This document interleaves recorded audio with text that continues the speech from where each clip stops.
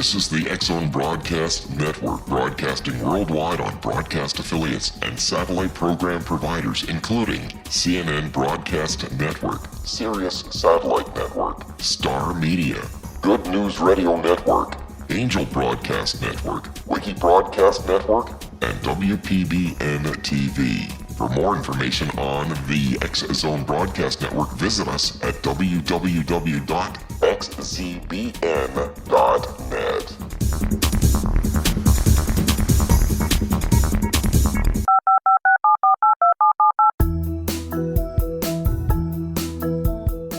Did you know that when you're on the road with limited data or Wi-Fi, you can still listen to the X-Zone Radio Show with Rob McConnell, The Science of Magic with Gwilda Wiyaka, X-1, Dimension X, Space Patrol, and every minute of the X-Zone Broadcast Network by calling 213-401-0080, courtesy of Audio Now. No smartphone, app, or internet needed. It saves your data plan and it's free if you have unlimited minutes. Call 213-401-0080 to listen on any phone, anytime, anywhere. Remember 213-401-0080 for the best of the paranormal, parapsychology, and sci-fi radio programming anywhere, 24/7, 365.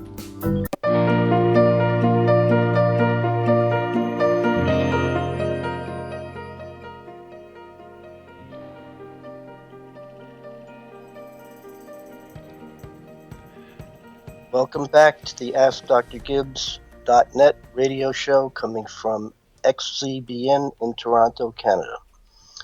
My show is designed for the listener to ask questions about 5 what I consider highly problematic topics that are in the air, which are largely, from my vantage point, unexplored in depth and breadth. These include the prevention and treatment of heroin and opioid addiction, how to effectively manage anxiety, depression, frustration, stress, and other so-called negative feelings, mainly without the use of drugs. A third topic is suggested course additions for police and citizens in effectively intervening to de-escalate potential violence. Another issue is for those who are considering entering some form of psychotherapy. I would like to invite you to ask probably many questions with respect to what method should you use, how do you know you're picking the right therapist, how long does it last, and so forth. And finally, the topic of today, which has been the topic of the last 9 broadcasts, which is examining in depth and breadth the nature, interpreting, and uses of meaningful coincidences called synchronicities by Jung, who was the founder of that word. Today, many of you will probably be relieved that I'm moving away from theory, which I have obviously stressed a great deal in these broadcasts, to get to what I think you probably will feel is the meat and potatoes of, okay, so we have these things, they're very impressive, amazing. Question, what do we do with them? And if you are aware of the title of my book on this subject, which is the result of 45 years of researching this very complex and challenging subject, the name of my book is Demystifying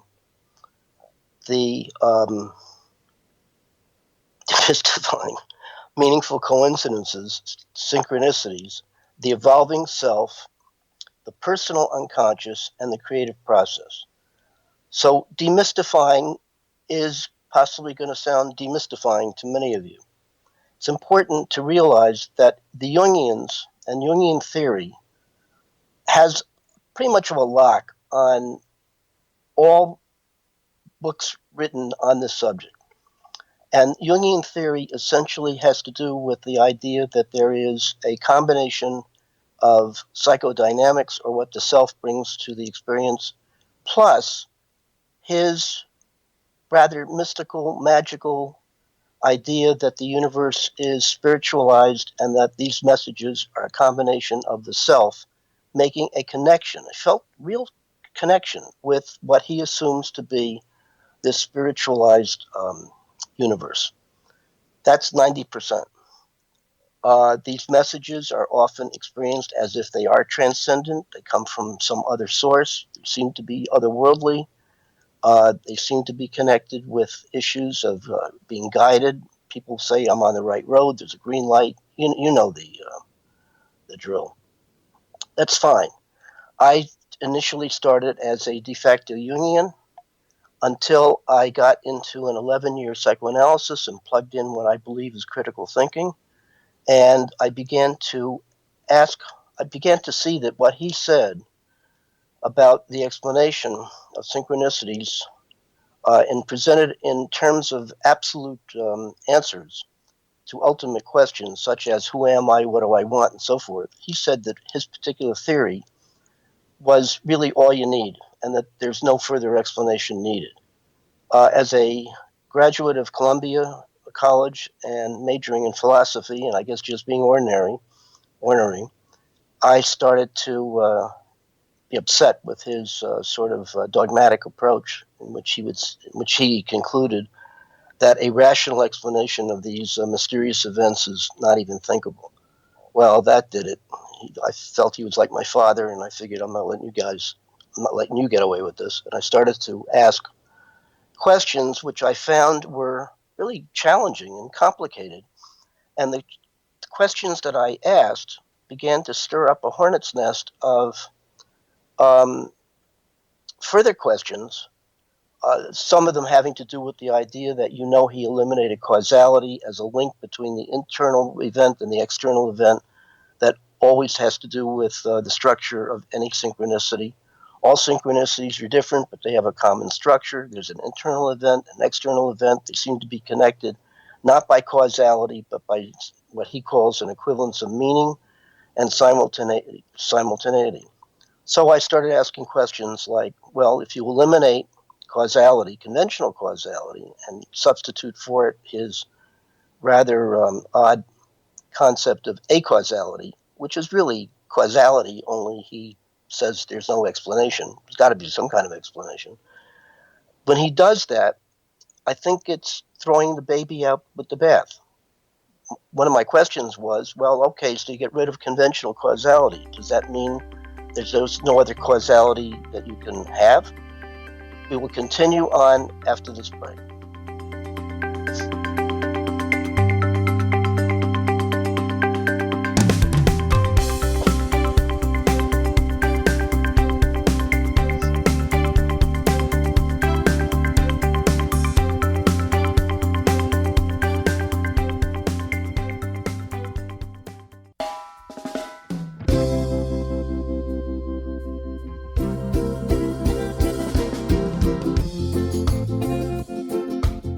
This is Johanna Carroll, host of Dialogue with Divinity on the X-Zone Broadcast Network. While walking along Kaanapali Beach in Maui this past year, I kept discovering all these shells and coral in the shape of hearts. My dialogue with Divinity was very simple. Do you want me to do a retreat to heal people's hearts in Maui next year? And of course, the answer was yes. As a master spiritual teacher, I am offering you a neat retreat called Rise, May 8th through the 12th, 2017, and the chance of a lifetime to rest at a 5-star resort for 5 days and experience a spiritual renewal of your heart and soul. Kaanapali is one of the top 5 beaches in the world. This stunning resort has undergone a $40 million renovation.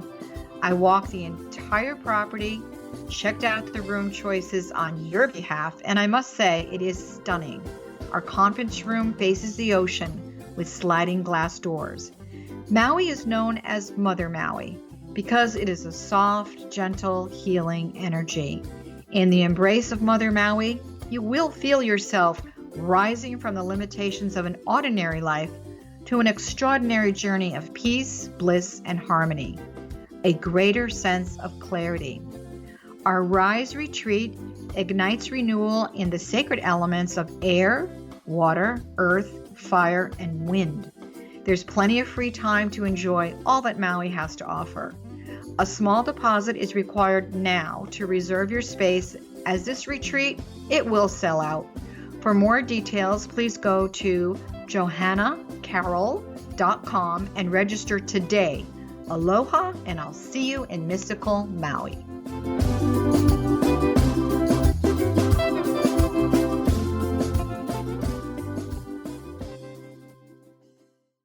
How would you like to be able to read other people's minds? Well, the next best thing is here. When you know how to read a person's name, you know how the person thinks, feels, and behaves. Each letter in our name holds a key to unlock our true essence. Our name contains both our gifts and challenges in this lifetime. Mnemology science discovers personality secrets hidden in the placement of the letters of our names, including the first and last impression people remember about us. Sharon shows us how to interpret the arrangement of letters as outlined in her book, Know the Name, Know the Person. Sharon Lynn Wyeth created mnemology science after 18 years of research and testing her theories, and has supported thousands of people around the world in understanding themselves and others better. You'll enjoy Sharon's unique teachings as she shares her system to learn the gifts behind your given birth name. Even if you don't like your birth name, there are jewels in this book. If you're thinking of changing your name, ready to name your child, or wanting to get along better with others, this is the book for you. If you'd like to improve your relationships and change your life for the better, get the book today, Know the Name, Know the Person, or visit www.knowthename.com. That's www.knowthename.com.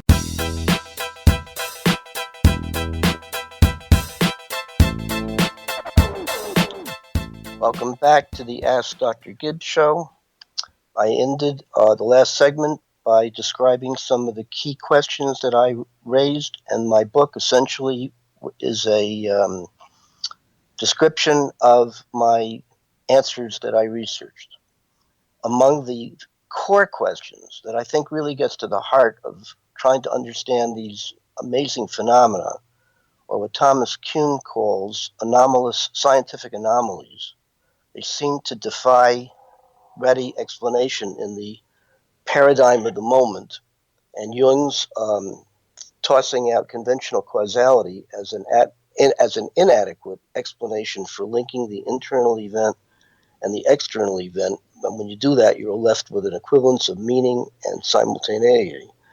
In doing that, he really upset the conventional Freudian view that everything can ultimately be understood if you know the cause, that every effect has a cause, and if you can really get the most accurate combination, that's the key to understanding everything from his vantage point.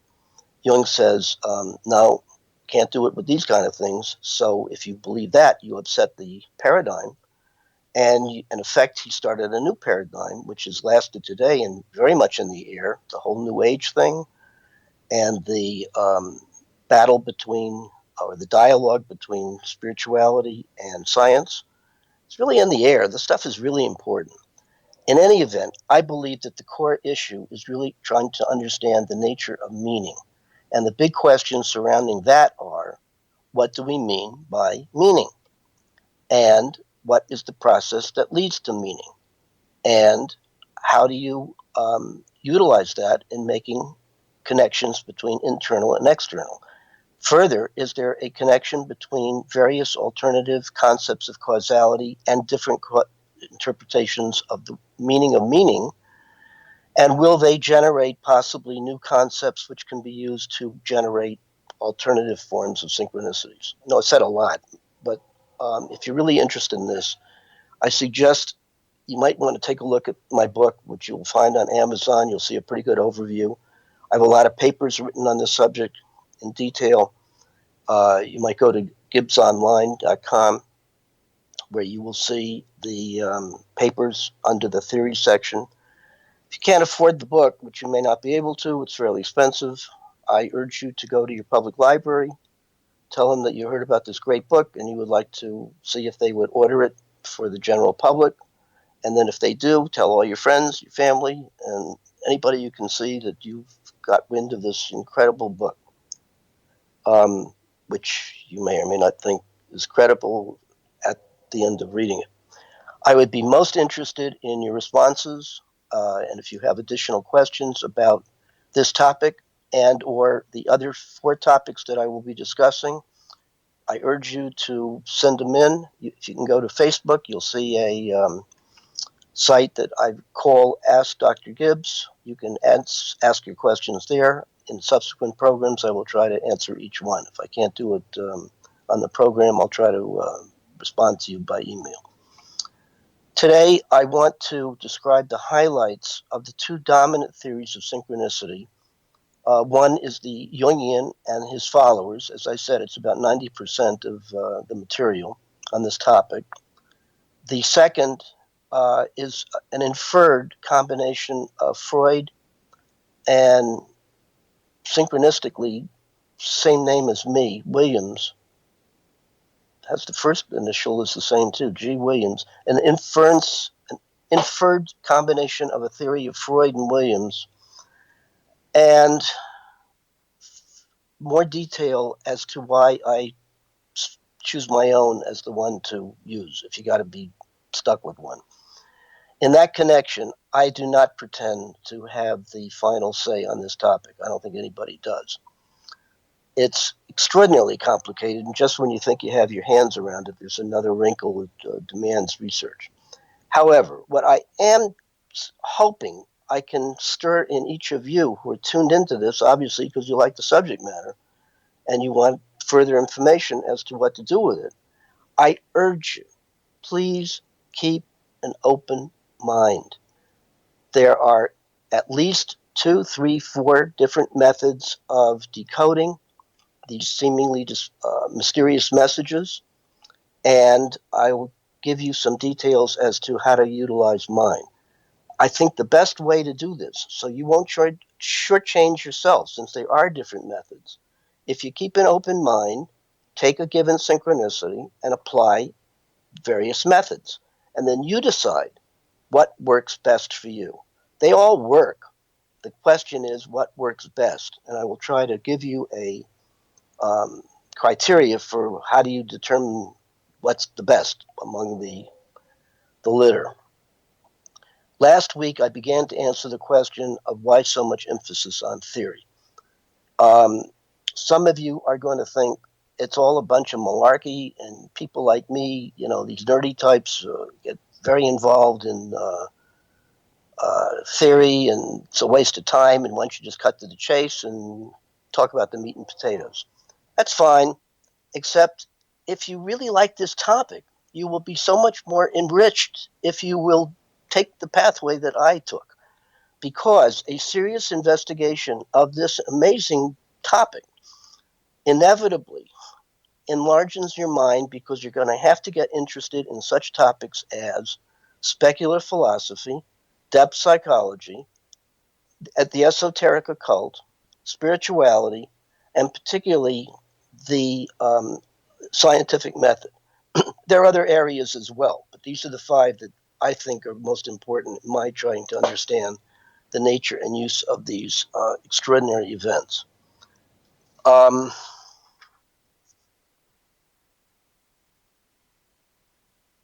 So I make a plea for open-mindedness.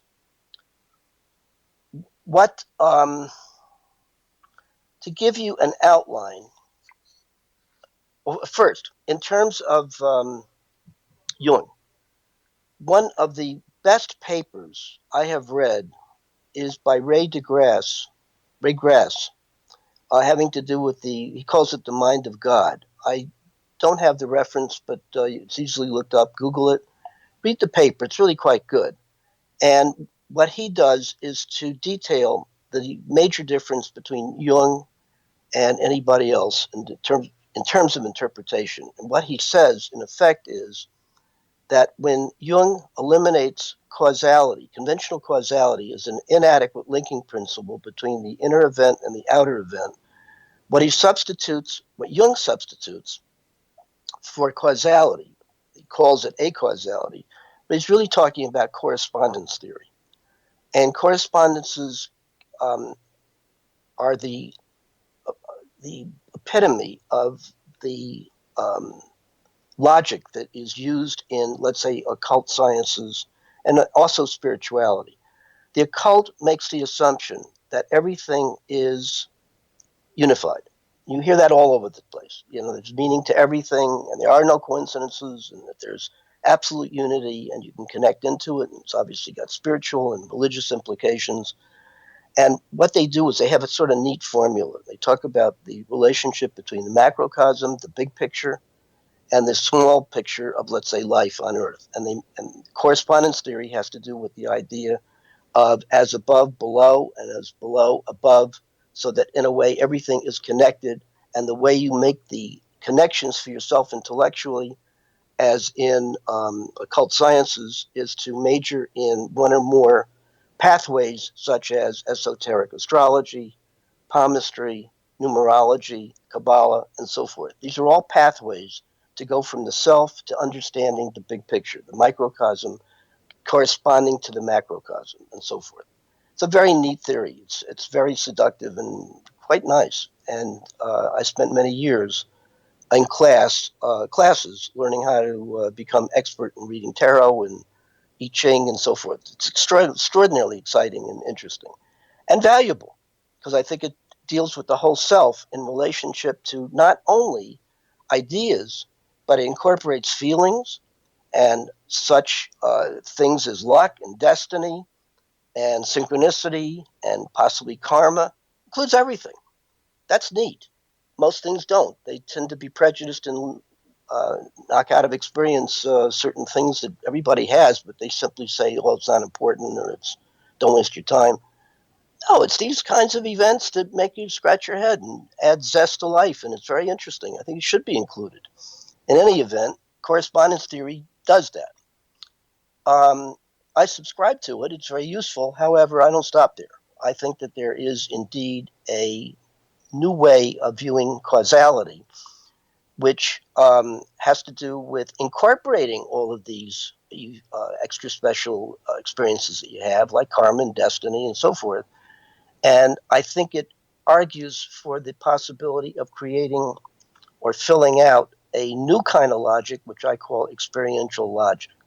So from my vantage point, you can incorporate the mystical and the spiritual and so forth, but it doesn't have to be in the clouds. It can be right on this earth, terra firma.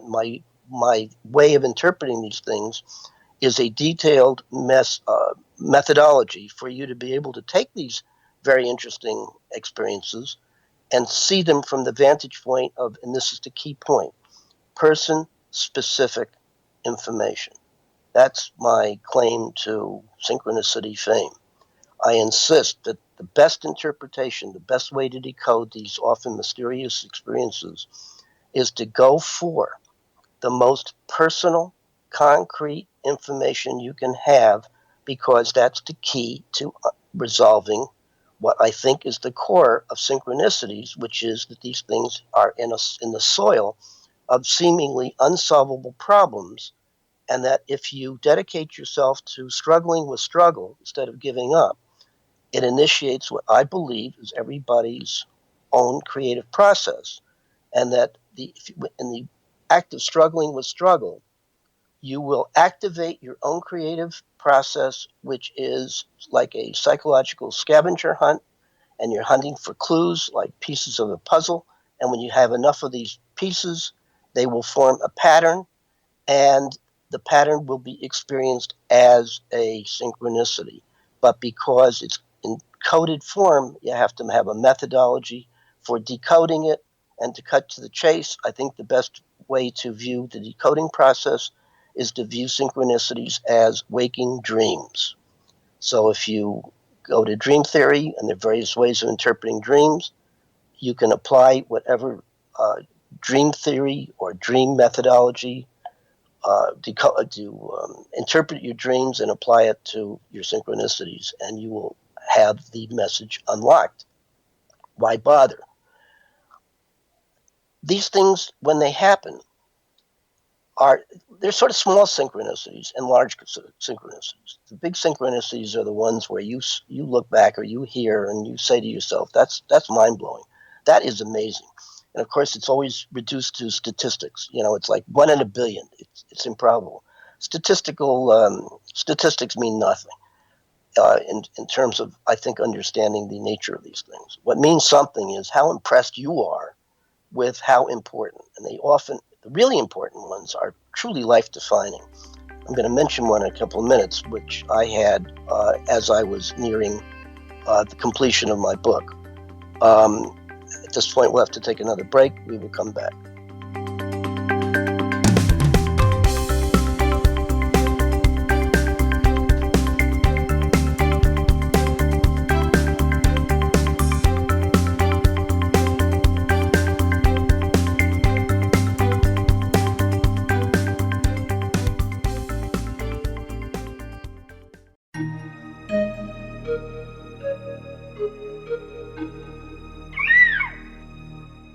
While science pursues fact, magic accesses the quantum level, bridging random facts to form truth. As long as science and magic remain separate and polarized, the truth cannot be known. I'm Gwilda Wiyaka. Join me on the Science of Magic radio program, dedicated to unification and evolution of consciousness.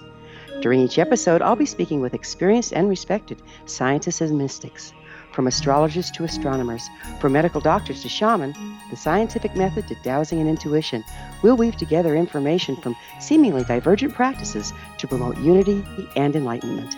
Join me, Gwilda Wiyaka, and the Science of Magic right here on the Mutual Broadcast Network. For more information, visit www.thescienceofmagic.net. Gibbs A. Williams, Ph.D., is a practicing psychoanalyst, supervisor, researcher, and author in New York City. Much of his life has been dedicated to understanding nature and the uses of meaningful coincidences or synchronicities. His radical and original non-Jungian, non-mystical, non-magical theory of synchronicities illuminates much of the fog surrounding this challenging and perplexing topic. His ideas and manners are fresh, presented in a style that is both entertaining and highly informative. He is also an expert on crisis intervention, specially focused on violence reduction for the police and citizens, mastering anxiety, frustration, and stress without the use of medication, and effectively preventing and treating heroin addiction. Dr. Williams can be contacted at his email address at gwwilliamsny11@aol.com or visit his website at. Wouldn't you love to know the secret to everything? Well then, meet Dr. Kimberly McGeorge and her cutting-edge breakthrough knowledge that combines science with possibility. Dr. Kimberly brings real-life answers and healing to those open to alternative solutions. She teaches solution-based programs and classes that will change all areas of your life forever. Specializing in conscious creation, intuitive readings, and energy medicine, you can rapidly shift health, relationships, business, and money and abundance challenges quickly. Receive her best-selling book, Secret to Everything, at no cost by going to secrettoeverything.com/X-Zone. That's right, transformation can start now. Just go to secrettoeverything.com/X-Zone and receive Dr. Kimberly's book for free. Afterlife expert Roberta Grimes was the first one to say that dying can be fun. Now her best-selling book, The Fun of Dying, is available in stores worldwide. So if you wonder whether death ends life, how it feels to die, or what heaven might be like, The Fun of Dying was written for you. And if you have always been afraid of death, or if you worry that your life has no meaning, let The Fun of Dying ease your fears and bring new meaning to your life. Nothing said in The Fun of Dying is based on the teachings of any religion. Instead, Roberta draws on evidence to explain how death happens, how it feels, and what comes next. A lot of the best death-related evidence was produced in the first half of the 20th century. When it is put together with recent discoveries, it tells a consistent and amazing story. Roberta Grimes blogs and answers questions at robertagrimes.com. Her wonderful book, The Fun of Dying.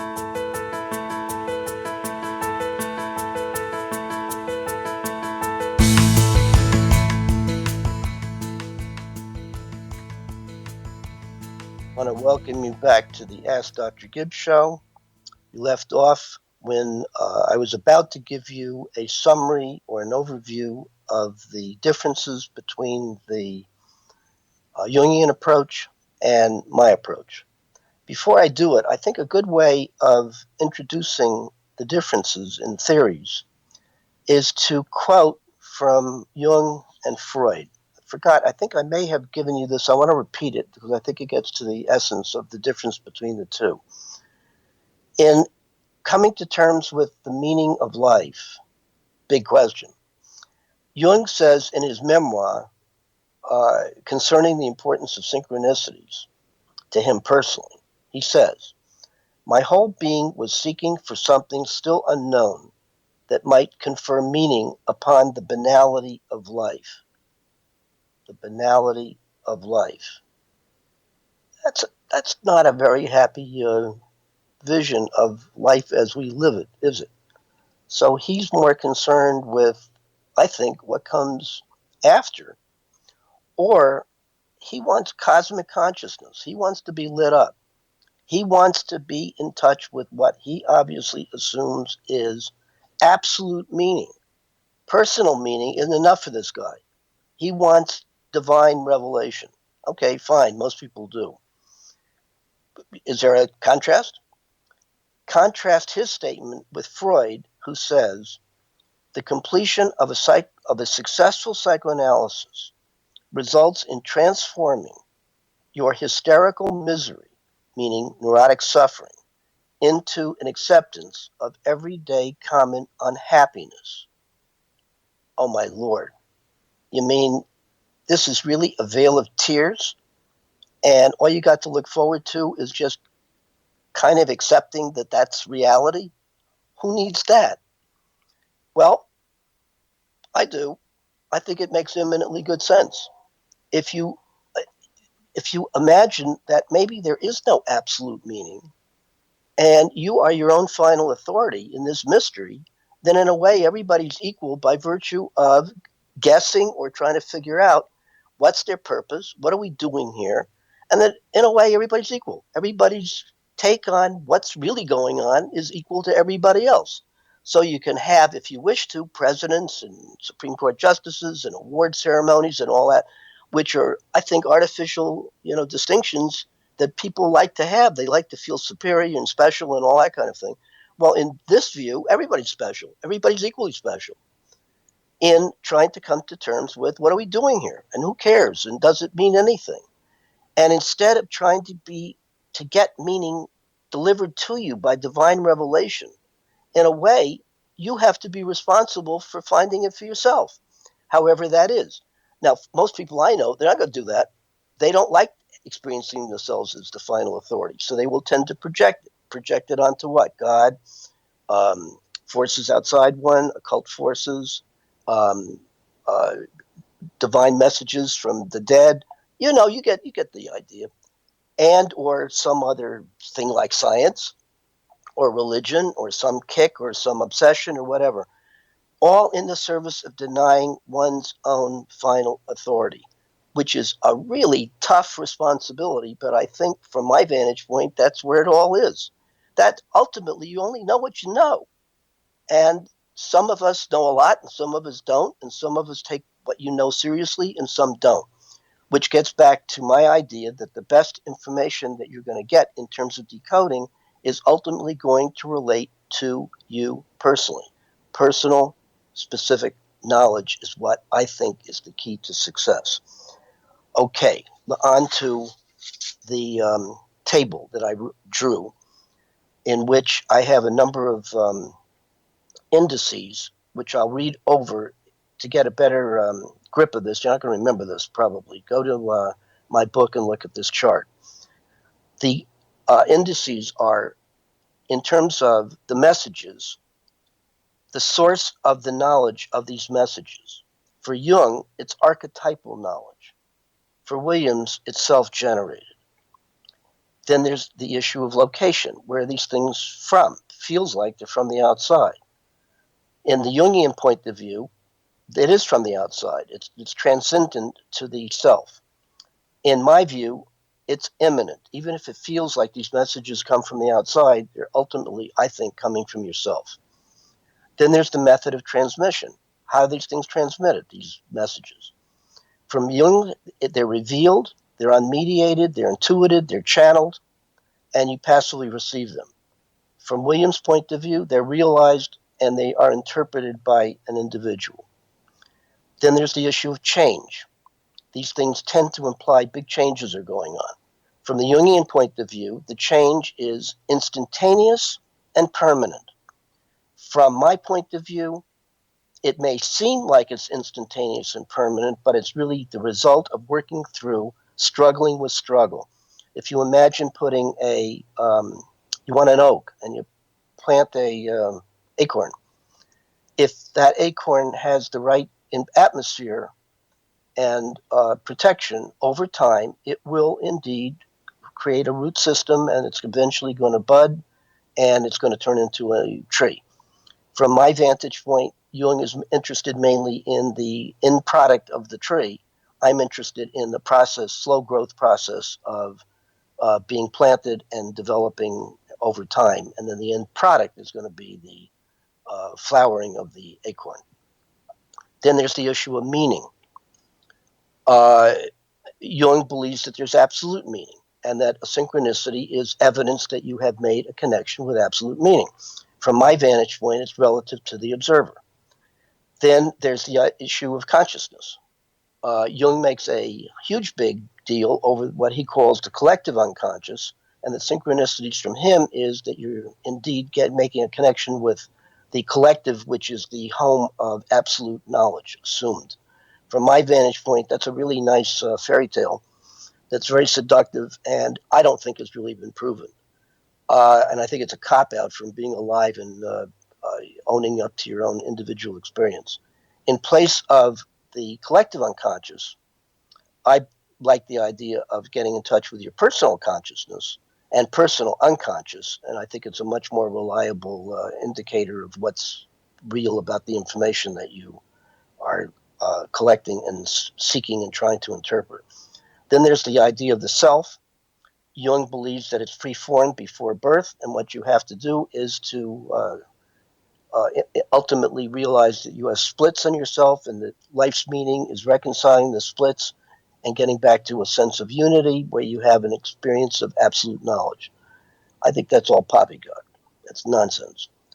From my vantage point, the self is split at birth, and your job is to indeed reconcile the opposites, but you do it by struggling with struggle, hopefully in a loving environment where you're going to get good feedback and good guidance. Then finally, if you were a patient and with a therapist, I think the role of the therapist when you have these things automatically stated by your patient, that from the vantage point of what's the relationship between the therapist and the patient in dealing with these things, I think the Jungian point of view is that you're co-creating. Both of you are trying to assess what the meaning is. And that from my vantage point, what the therapist thinks about a given synchronicity is frankly not all that important. There should be an emphasis on what the patient thinks. And I think that encourages creativity.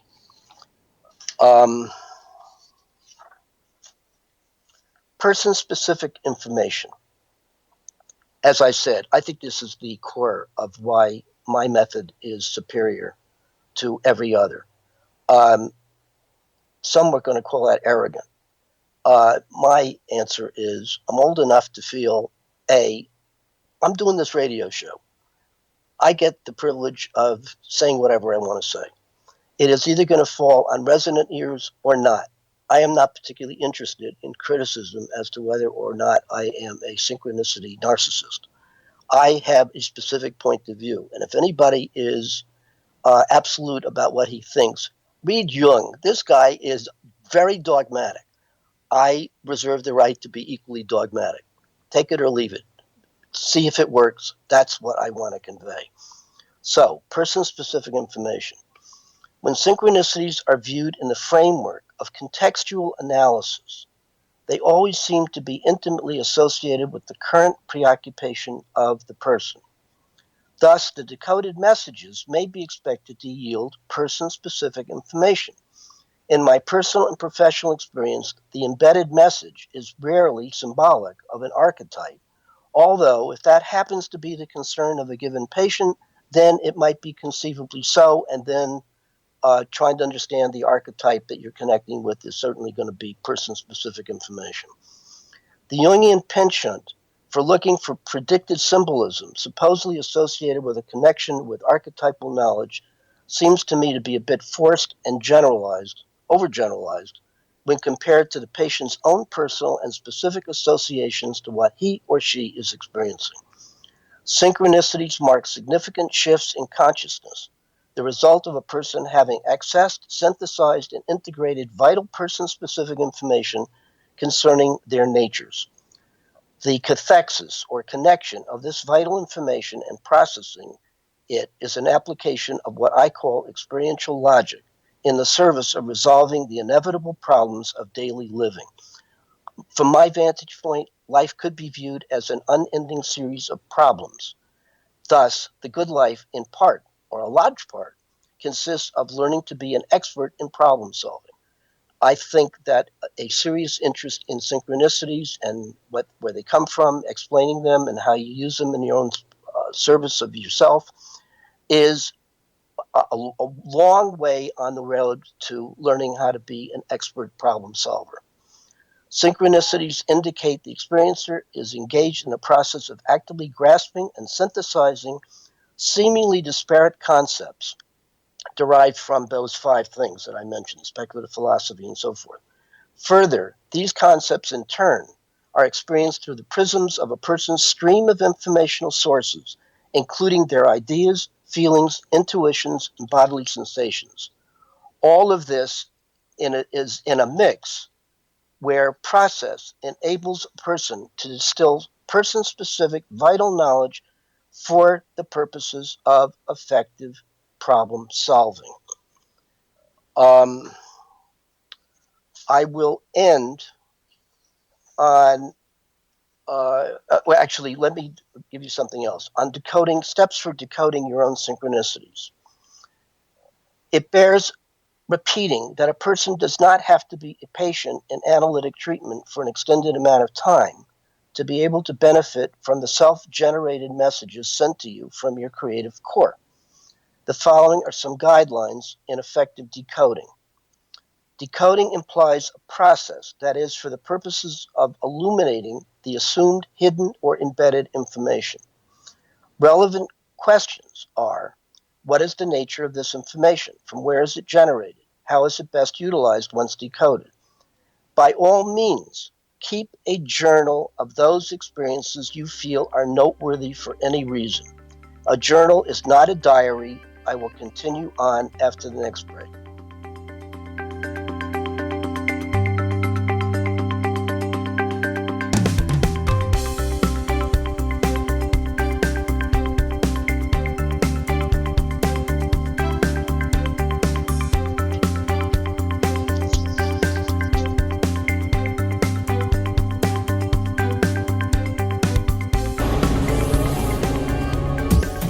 This is the X-Zone Broadcast Network, broadcasting worldwide on broadcast affiliates and satellite program providers, including CNN Broadcast Network, Sirius Satellite Network, Star Media, Good News Radio Network, Angel Broadcast Network, Wiki Broadcast Network, and WPBN TV. For more information on the X-Zone Broadcast Network, visit us at www.xzbn.net.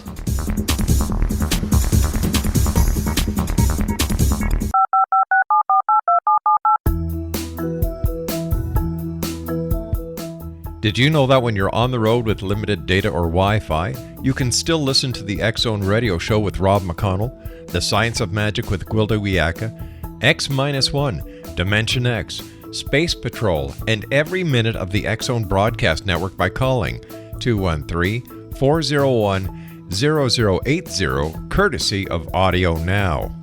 No smartphone, app, or internet needed. It saves your data plan and it's free if you have unlimited minutes. Call 213-401-0080 to listen on any phone, anytime, anywhere. Remember 213-401-0080 for the best of the paranormal, parapsychology, and sci-fi radio programming anywhere, 24/7, 365.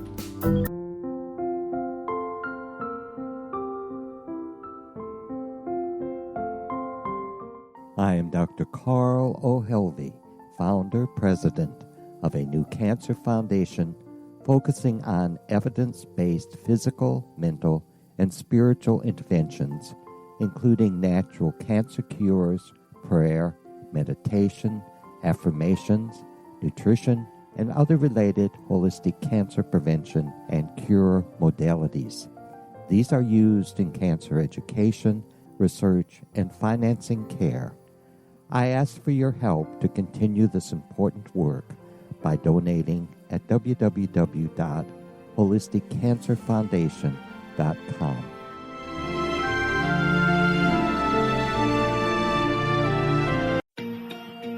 Wouldn't you love to know the secret to everything? Well then, meet Dr. Kimberly McGeorge and her cutting-edge breakthrough knowledge that combines science with possibility. Dr. Kimberly brings real-life answers and healing to those open to alternative solutions. She teaches solution-based programs and classes that will change all areas of your life forever. Specializing in conscious creation, intuitive readings, and energy medicine, you can rapidly shift health, relationships, business, and money and abundance challenges quickly. Receive her best-selling book, Secret to Everything, at no cost by going to secrettoeverything.com/X-Zone. That's right, transformation can start now. Just go to secrettoeverything.com/X-Zone and receive Dr. Kimberly's book for free.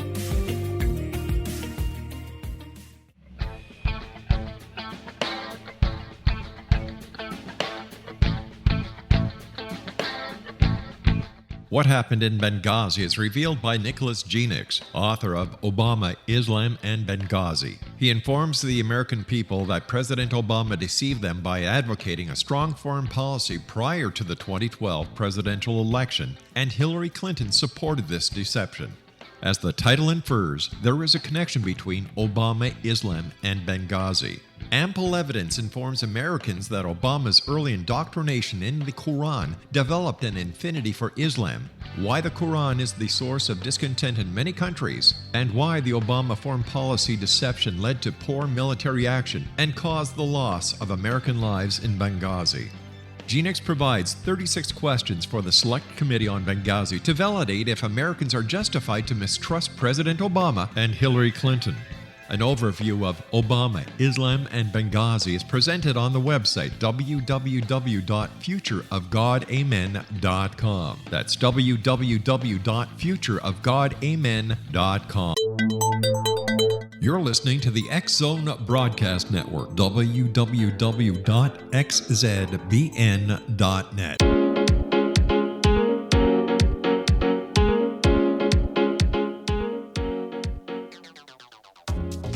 Welcome back to the Ask Dr. Gibbs show, the last segment. Boy, time sure flies when you're having a good time. I hope I can get in all the material that I have for you. This last section is going to be on decoding your own synchronicities, and I want to give you a really remarkable synchronicity that I had and show you the steps in decoding it, which maybe you can use as an outline to decoding your own if you're interested. I will end up by indicating that the last few weeks, since the beginning of the show, I guess 9 broadcasts ago, was exclusively dealing with synchronicities and their meanings and uses and so forth. The next broadcast is going to introduce a new topic, which has to do with effectively managing periods or feelings of anxiety, depression, stress, and one other that eludes me, so I'm very stressed out about this. Anxiety, stress, and frustration, and other negative feelings. I imagine that everybody knows what these feelings are, and that my bet is that you think these are among the most marvelous feelings you've ever had in your lifetime. Joke. You probably hate them. And the key to success that I will deliver in detail is you've got to take your negative attitude to these painful affects and transform them from negative to positive. The show next week will introduce the topic in detail, and I hope that you will gather around all your friends who are stressed out and nervous and driving you crazy and introduce them to this show. I guarantee you it's going to be a really interesting show. And furthermore, I think if my idea was adopted and the relatively simple method I have of effectively managing these things, I think it has worldwide repercussions. Meaning, the argument about the drug companies, calling all these things pathological, and it's a bunch of hooey and propaganda. And what they don't indicate is that research indicates that 75% of the positive effects of antidepressant and anti-anxiety drugs is really placebo, meaning mind over body. Attitude really counts. I will show you how to switch your attitude from negative to positive and learn how to feel that you're mastering these um, terrible feelings rather than you feeling intimidated by it. So I hope I have stirred your curiosity. I hope you will come, and please send me your questions. On decoding your own synchronicities. Decoding implies a process that is trying to make the hidden information open, reveal the secret. In a way, the method is really simple. When a synchronicity occurs, describe it in detail and insert it into your journal material, which you're going to date. Before you consider the synchronicity interpretation, ask yourself if you can identify a problem, personal problem, probably with identity or interpersonal relationships or creativity, or you're blocked in some way, with which you have been preoccupied that seems virtually impossible to resolve. If you can do so, according to my theory, your synchronicity indicates that you have a preconscious solution that needs to be decoded. So you can take that path and make your problem into something which is a creative activity. Now look at the details of your synchronicity. They always have two halves. So all synchronicities have a common structure. You have an internal event, an external event. They seem not caused, but they seem extremely meaningful. Then you want to free associate. Just say what comes to mind with both the inner event and the outer event and joining the two together. Bear in mind that if I am correct, the details of the synchronicity will have an intimate and inevitable link to what you are trying to do with resolving your seemingly unsolvable problem.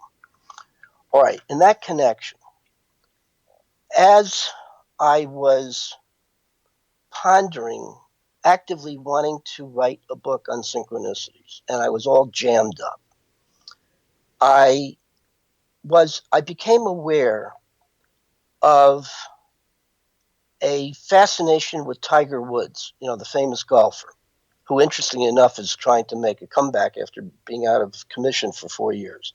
That may or may not be synchronistic. It's interesting. After Tiger Woods' superlative performance at the British Open, I was in awe about his superlative performance winning the British Open, to say nothing about his overall performance in general. And this guy was a magician. I have tried in my article, which I wrote, in trying to understand what is his power. How does he manage to be so effective? I wrote an article called The Tiger's Tale, ... the game of golf and the game of life. To this end, I was trying to understand how he became so successful. And I was looking from the perspective of a formula. I was in psychoanalysis at this time, and I was trying to be a successful patient, meaning I wanted to be a successful human being. I didn't feel like I was. I felt like a failure and blocked. To this end, I became very aware of time. Indeed, I started analysis wearing no watch. I found it was an intrusion. I didn't want to be in time. I had a battle between linear time and childhood time. It is assumed in my analysis, my analysts used to keep saying, time really doesn't exist. It's just a necessary and convenient construction for aiding human beings to have some order in their life. Well, that made sense to me, but I didn't really know what to do with it. He used a phrase which is utterly simple, but it perplexed me for 8 years, where he kept saying time equals libido. This is nothing short of E equals MC, what is it? E equals MC squared. Energy equals mass times mass squared. This sounded big, but I didn't get it. It was years until I understood what that little phrase meant. Time equals libido. Libido is simply basic energy, which is consciously or unconsciously directed to some end. I applied the time equals libido formula to what I believed is Tiger Woods' formula for success. Meaning, no one alive appears to have more focus and determination than Tiger Woods. He's totally committed to being the very best golfer in the world. Besides having a clear-cut goal, he also struggles to perfect every part of his game on a daily basis. When you add talent plus determination and practice, to me, it is no coincidence that he has obtained his objective and is able to sustain it until, of course, he ran into realistic limitations and he hurt his back, and I think he's a psychological wreck and so forth. But if he were free of that stuff, he'd be where he was when I hero worshipped him.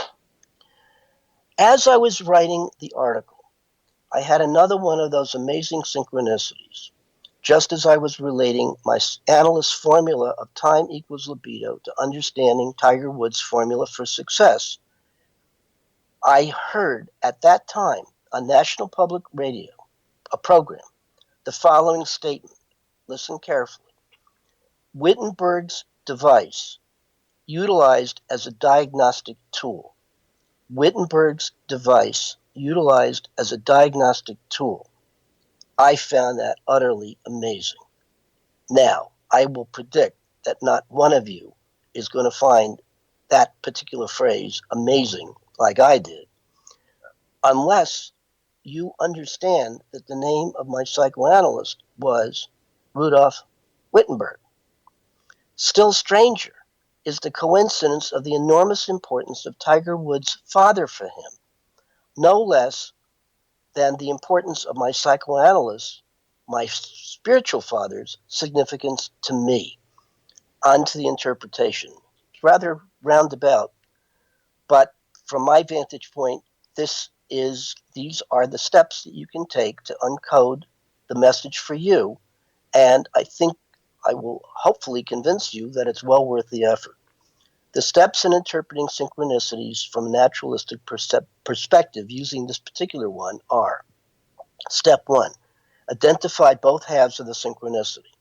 In this case, the subjective event going on at me at the time of the synchronicity was my consciously mulling over the formula time equals libido, often mentioned by my analyst. In terms of the objective external event, the voice in the radio was saying Wittenberg's device was used as a diagnostic tool. I saw meaning between the two, internal and external. This event satisfies the definition of a synchronicity. The two halves are not causally related in the conventional sense, but they are linked together by a very powerful equivalence of meaning. Step 2.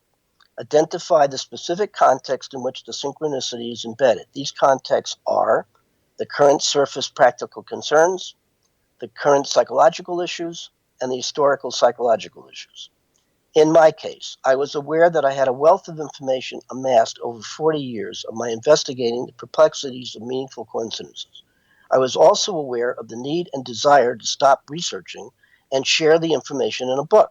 But the thought of actually committing myself to writing a book was daunting. That is, it stirred painful anxiety, almost to the point of panic. My habitual way of coping with the intensity of the anxiety was to employ a defensive attitude of mañana, I'll get to it tomorrow. And of course, tomorrow meant more research, and I never got to writing the book. My mind was aware that I was fudging as tomorrow stretched into another tomorrow, and then that tomorrow stretched, and so forth. In the background of my rationalization, I heard the voice of my deceased analyst saying his often phrase to me, time equals libido. Whereas the few short words sounded profound to me, I could never quite capture their significance at this point. Then I had a run of free associations. A number of questions came to mind. What was the anxiety all about, and what was I obviously trying to avoid? Wasn't it obvious that I would never begin to write the book if I didn't figure out what my anxiety was and face it head on? In